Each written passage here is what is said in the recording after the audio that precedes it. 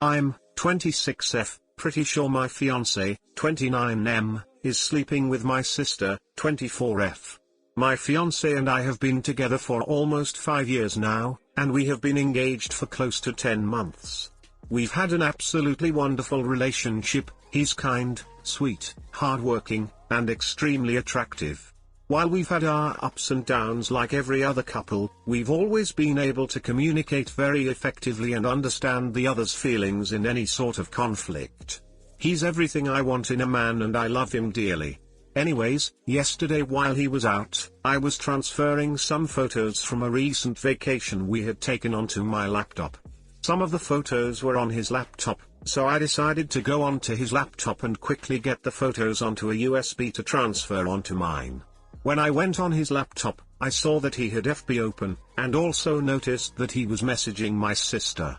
I found this kinda strange. I mean, they're not really that close and don't talk to one another unless we're at a family event. So I open up the message box, and it shows a lot of messages between the two. In them, it contains a ton of dirty texts, pictures, and messages to meet up. I was absolutely shocked when I saw this. It turns out whenever he tells me I'm going out with the boys, he's really been ducking my sister. He hadn't shown any signs of being unhappy or cheating. I mean, we're getting married in 2 months, for God's sakes. And my sister, our entire lives we've been so close to one another.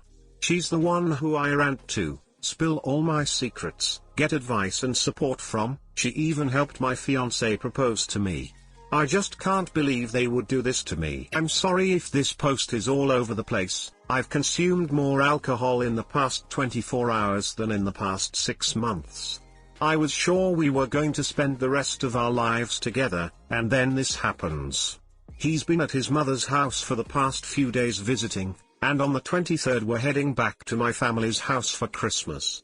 I have absolutely no clue as to how to deal with this. How do I even act around my sister and fiancé knowing they've been having an affair? I'm devastated that the two people closest to me could betray me so deeply. I just don't understand. Please, please, please help me. Edit. Thank you all so much for all your advice and support. I appreciate all your kind words during this difficult time. Some people have requested an update. I'll try to provide one perhaps a couple days after Christmas. Too long, didn't read. Sister and fiancé have been sleeping together. Please help me. Hey guys, please like, comment, and subscribe. It would really help me out, thanks. On the 23rd we're heading back to my family's house for Christmas. Here is the best advice I can give you. Don't do this. At least not if you are trying to pretend like everything is okay. You are in trauma and processing a lot of things. There is going to be shame and embarrassment. Step 1, take screenshots of everything between them. If you tell them, they might try to deny it, erase the evidence and call you crazy. Step 2, take back your holiday. Seriously, duck trying to keep the peace. Tell your parents that your sister is ducking your fiancé and that you will not spend Christmas with either of them. Offer screenshot proof. Make alternate plans for Christmas at a friend's house. Hold a boundary that you will not be around either of them. You will be 10x more miserable if you try to hold out and have this fight after Christmas. You didn't ruin the holidays, they did. To start with, if this is 100% what is happening, end it. That level of deceit, dishonesty and disregard for your feelings is not acceptable in any way, no matter the time together. Secondly, start thinking practically. Screenshots, take them and save them to a flash drive. Images, messages, all of it. It will be hard to look at, but do it. You need proof. You may not think it, but you will. Financially, this is hard, I know.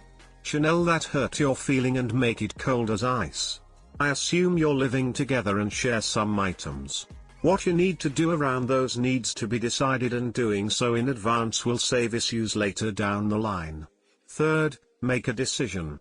Can you handle that at your family home for Christmas? Me, 25M/F, found out 5 nights ago that my girlfriend, 25F, of 6 years cheated on me with a mutual friend, 25M. Am now waiting for my taxi to take me to the airport for my new life. How do I deal with the closure? Sorry, this one is a long one. I work in politics, in the dark smoky room side, and for the past 6 months my GF haven't seen much of each other because of a recent promotion that's been the opportunity of a lifetime.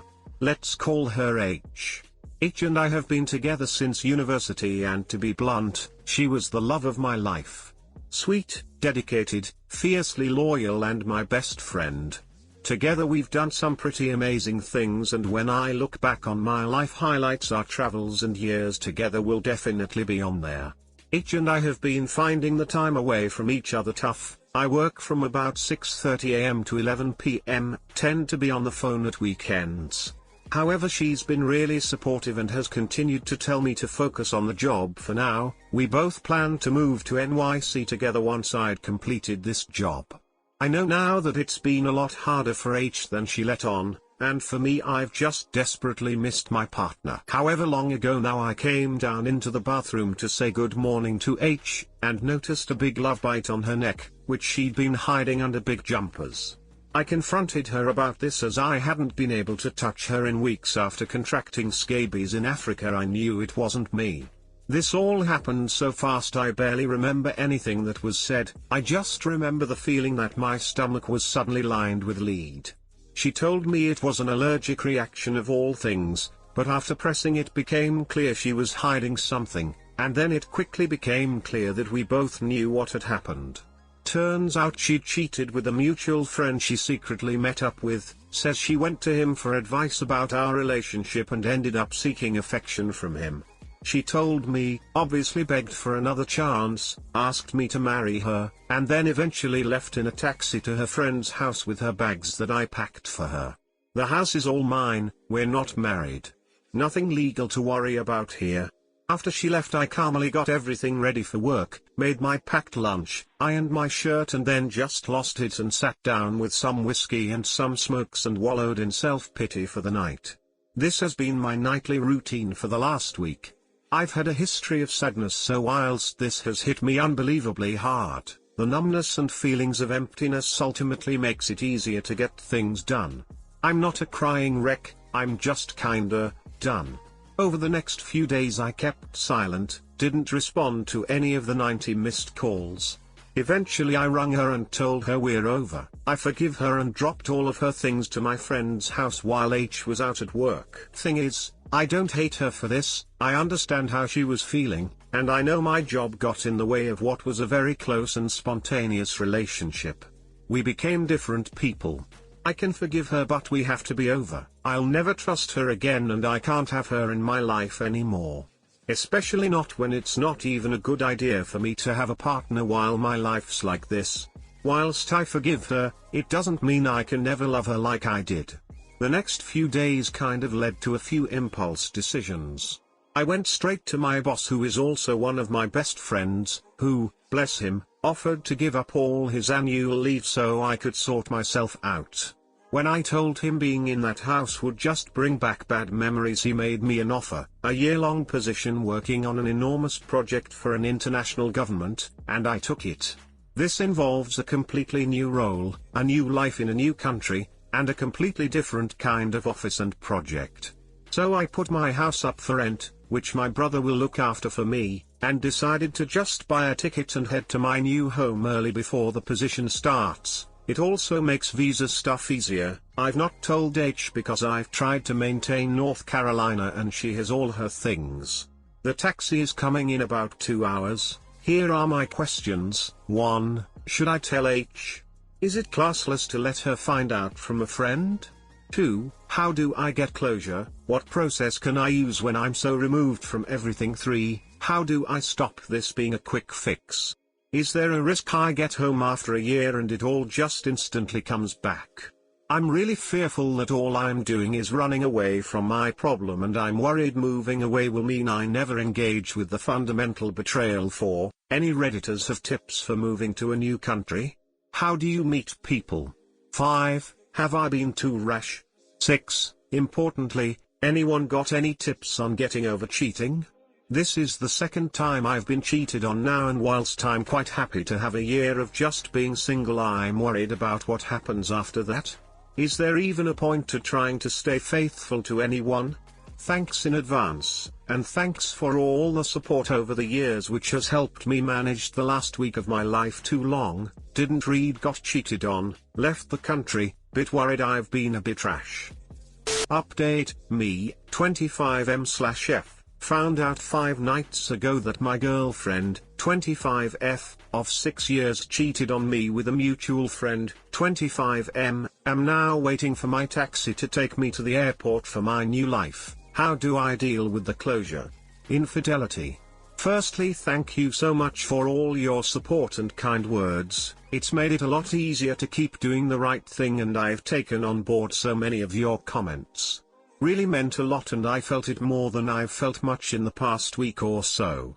So some of you may remember that I had some questions, and that I was on my way to flying out to start a new life, which I never mentioned is in Africa. Stuff took some pretty funny turns since then, and I thought I'd update you. So I am still not in Africa. I missed my flight after my cab was involved in a very minor collision. No one was hurt, but you can't get another cab quickly on the motorway. Luckily I've got total insurance up to my eyeballs. I phoned my boss to tell him and was about to book flights for the weekend when my boss asked me to stay a few more days as he'd had an absolute tidal wave hit his desk. I'd do anything for this guy, so I obviously agreed, and ended up deciding to stick around for Christmas to say goodbye to my family and give them a bit of time before I left for a year. My boss's secretary spent most of the week finding me a new flat, booking me immunizations, and generally sorting out my life to say thank you, which was really nice. So, I haven't told her I'm leaving, and no contact has been maintained. A good friend said she managed to have a conversation with H and made clear that I'm serious about needing significant period of time of silence between us.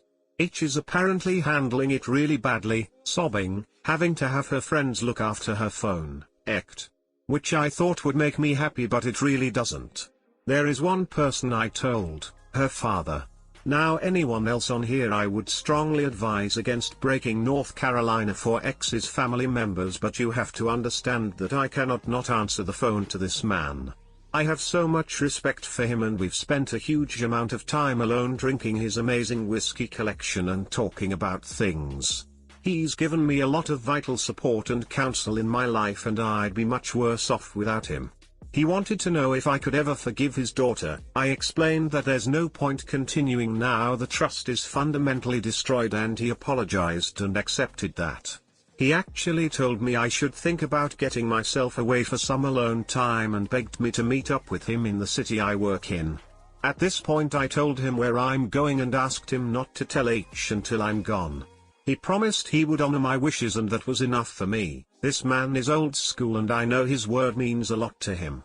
I also left some messages to pass on to family members clandestinely once I'm gone, because the whole family have been amazing to me. My time since has been much smoother than it could have been. I've hit the gym a lot, rule 1, and have spent at least 2 hours every night, except Christmas, sparring with my brother. I've caught up with old friends before I leave and spent a lot of time with my family. We managed to complete the business that landed on my boss's desk, and he took me for an incredible goodbye meal with himself and his wife, which was nice. It was some unlimited meat joint, which makes me wonder why all things aren't unlimited meat. My own mood has been promising. For a few days there was a concerning intensity of numbness, but keeping myself busy really helped me feel normal again. Can't stress enough to everyone out there how important it is to get up and do stuff rather than wallowing. Changes your whole mindset and makes everything so much easier. In terms of other plans, I've already signed up to a Muay Thai gym out there and managed to find an old training partner who's working in the same city, so have organized a meet.